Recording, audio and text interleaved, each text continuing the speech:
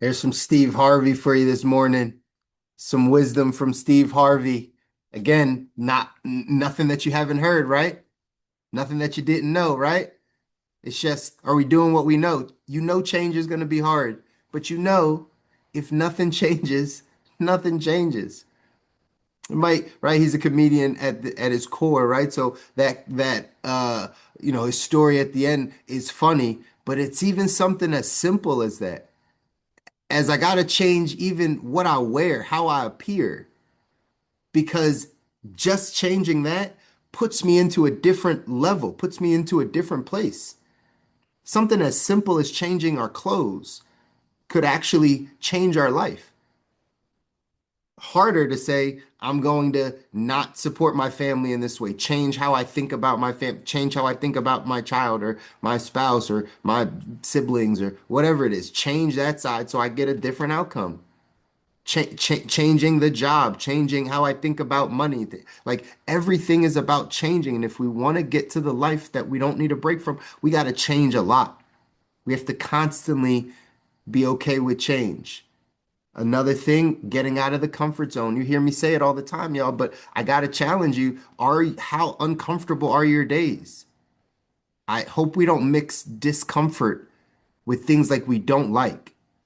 You might not like the situation that you're in. You might not like dealing with your family in a certain way. You might not like it, but it actually might be your comfort zone. You've dealt with it so long that you know how to handle it. You might not like it, but you're not really uncomfortable enough. You're not dissatisfied enough. It doesn't push you out of that comfort zone. We have an emotional home. We have an emotional comfort zone. There's a saying that says, right, like, it's better to, I forget the saying, but something about like it's better to know the the devil here than the unknown devil or something like that, right? It's better even if we're dealing with stress, depression, whatever it is, but we've dealt with it for a long time. It's better that we know that because we know how to handle it than the unknown of what would it be like if I wasn't this way or I didn't operate this way. That's why change is hard.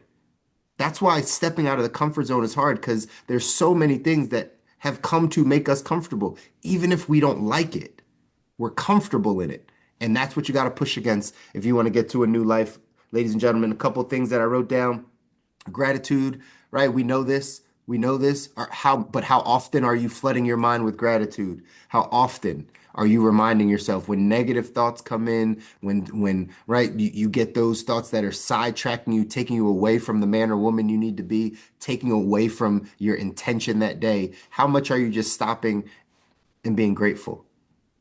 Do you have your gratitude journal? Do you start your day every single day with what you're grateful for, not with what you have to do or what the day is or not looking forward to something? Instead of that, can we just be grateful and have a list? I think Steve Harvey on another one said he has a list of 100. He lists out 100 or 75 every morning.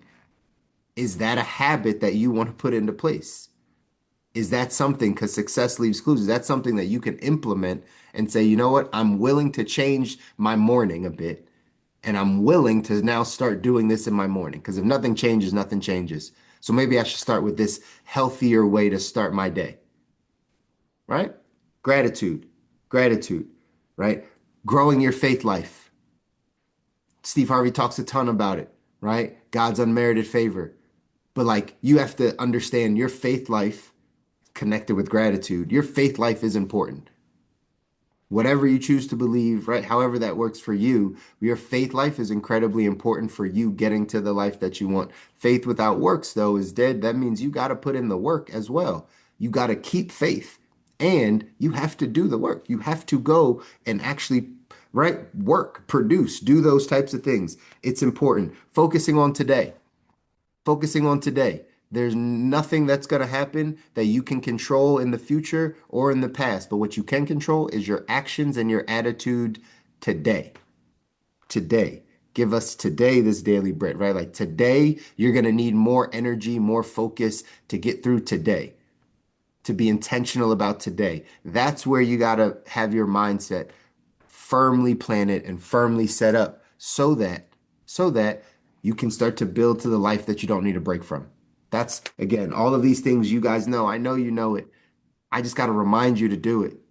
Because if you went a week or 2 weeks or 3 weeks or a month and you don't hear this stuff over and over again, the world, your coworkers, your spouse, your kids, your whatever, right? Whoever influences you, your friends, your family, that will be what gets in. That's the programming that's already there. It's actually a comfortable programming because you've known them for a long time. You've been around them for a long time. You know how they are. So that's actually what's in your mind. You got to hear this over and over and over again so that I get into your mind. No, I'm joking. So that the message gets into your mind, right? So that you're hearing these things and you're reminding yourself, yeah, you know what? I haven't done my gratitude journal this morning. Man, why am I feeling so depressed and stressed out and overwhelmed? Man, it's probably because I haven't taken some time to just focus on myself and, right, like clear my head and those, like you start to reprogram yourself. You start to reprogram yourself. Plant a seed to upgrade your thinking. That's how I wrote it, right? Steve Harvey was talking about like, hey, you should go touch your dreams, right? I had mentors that tell me, Chris, you got to go touch your dreams every once in a while. For him, right, giving you the first class ticket or right, the buying the nice thing, you can go tour the house that you want to envision yourself in. You can go test drive the car or sit in the car that you, right, from a material standpoint, you have to go touch your dreams. Why? Because it upgrades your thinking. It upgrades your level of identity of what you believe is possible, of what you believe is possible, right? I don't know when these seeds got planted for me, but I remember, and I told this to my therapist, right? I remember some of y'all know my story, but like I grew up in West Philly, right? Just kind of single parent household, just right, black community, right, the hood. And then I wound up going to like a college prep school, right, in seventh grade. And at age 13, bunch of Jewish people, a bunch of bar and bat mitzvahs and stuff. Like I'm exposed to a completely different life. It was there that I started to open up my thinking, or seeds were planted. I remember sitting down with a friend and I went to his house and his dad had a Bentley. I was 13, 14 years old. His dad had a Bentley coupe. I remember like it was yesterday. And I was like enamored by it because I come from the hood. I never seen anything like that. And I sat in it and he was in the garage and he turned her and I was like, man, this is awesome. He was like, his dad looked at me and was like, oh, you'll have one of those one day. And then just like went back to what he was doing, right? Like it wasn't a big deal to him. It's like, oh, you'll have one of those. Like, and I was like, oh, really? And a seed was planted that day of like, man, I probably could. I'm 13, 14 years old. That's that's what you have to do as an adult to plant those seeds for yourself that like more is possible. If you only know what's around you and that's all you see and that's what you believe you can be, and you never go to touch your dream, you never go and like experience it. What does it smell like sitting in that car? What does it feel like to travel first class? What does it feel like to walk around in a mansion? Like if those are the things you want, if you never touch it, it's likely that you won't be able to comprehend how to go get it. Most importantly, you may not attract it into your life. So that's what we have to do. We have to start attracting these things into our life. And one of the ways, Steve Harvey was just talking about it, one of the ways is through the law of attraction, right? It really is a thing. In our text, 177 Mental Toughness Secrets of the World Class, again, it says champions live by the law of attraction. We live by the law of attraction. Like, and let me read this so you understand this is why our thought life is so important. Because again, we become what we think about. We become what we think about. We start attracting into our lives what's in our mind, right? Not just what we say, not just the things that we say, like actually what's going on in here. That's why, right? You can't fake that. Your life won't reflect that if it's all lip service. You actually have to become this. This has to be a belief system for you for it to happen. Here's what it says. It says one of the most significant secrets of the world class is their thorough understanding that we attract into our lives what we are, not what we want.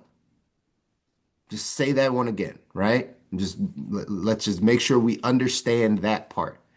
One of the most significant secrets of the world class is their thorough understanding that we attract into our lives what we are, not what we want.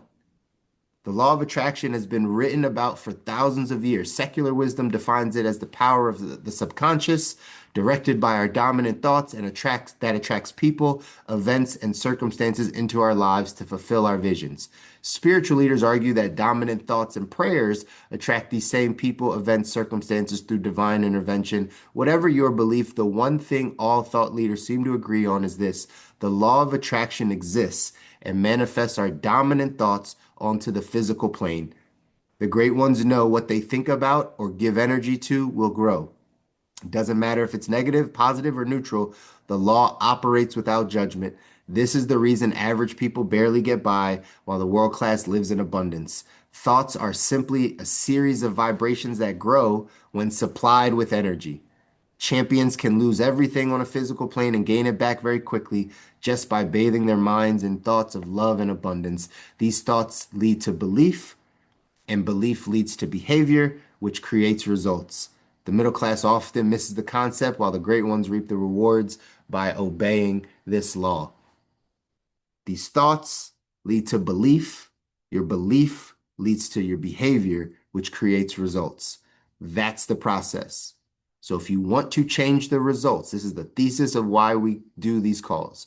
If you want to change any results that you're getting in your life, it's going to start with your thoughts, because those thoughts led you to a belief system that has created behaviors that have you getting the results that you have. That is as simple as we can make this. The process of this is hard. The thought of this is simple, but the process of this is hard, to change your thought life so you can change your beliefs. That is the hardest part, but that's why we have to constantly work on that, because that is what you're attracting into your life. It says here, what you give energy to. It says, what you give energy, the great ones know that what they think about or give energy to will grow. What are you giving energy to? That's a question for you all to ponder today, this weekend. What am I giving energy to? What is it that my dominant thoughts are? My emotions are like, I give energy to this. Is it our family? Is it our job? Is it what is it that gets our dominant energy?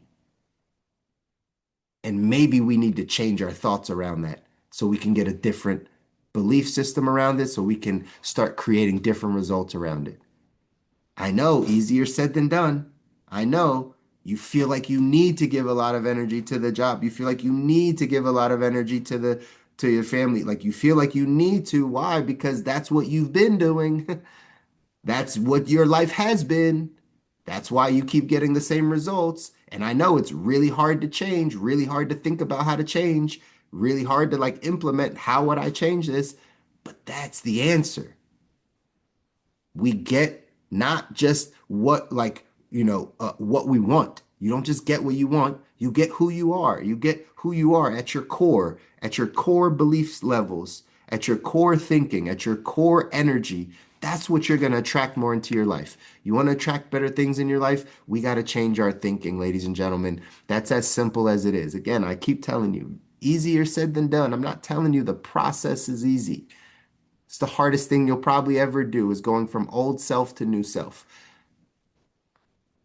But it's going to be worth it, because you get to attract into your life exactly who you are, who you become. Okay? The action step for today says examine the major areas of your life and identify your dominant thoughts in each area. If you're unsure what you're thinking in these areas, check your results. Your results are the manifestation of your dominant thoughts over a period of time. If you wish to change your results, change your dominant thoughts. Just for today, select one area of your life, write down 3 new thoughts you're going to condition yourself to hold in your mind. Do this for 30 days and monitor your results. Do this for 30 days and monitor your results. The quote says, we attract into our lives whatever we give our energy, focus, and attention to, whether wanted or unwanted.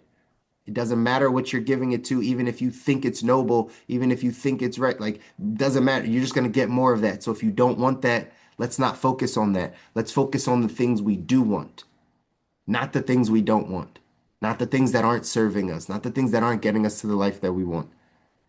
Let's focus on the things that we know are going to be able to do that. I love you guys. I want you to win. I want you to win in life. You deserve it. Your families deserve it. The people around you are counting on you to get this information and then apply it. so you can have the capacity to handle what you're asking for. If you don't have the capacity, who is? Who's gonna help you? Who's gonna save you? Who's gonna come do this stuff? Nobody, right? Like you gotta do it yourself. We gotta get into the mental gym. That's what this is. This is a mental toughness, emotional intelligence training. Just like you go to the physical gym, this is the mental gym. That's why I encourage you to do your work, encourage you to read, listen to better things, get around better people that are giving you this message often so that you reprogram yourself and you can produce these results because your thinking has changed. That's what we got to go do. Push yourself out of your comfort zone this weekend, y'all. Serious, do something that scares you. Don't let this weekend be the same old weekend because you get caught up doing all the same things you did last weekend. Let's do some things that scare us, do some things that change us, that challenge us, so we can get to that next best version of ourselves. Enjoy your weekend, y'all. Love you guys. I'll see you on Monday.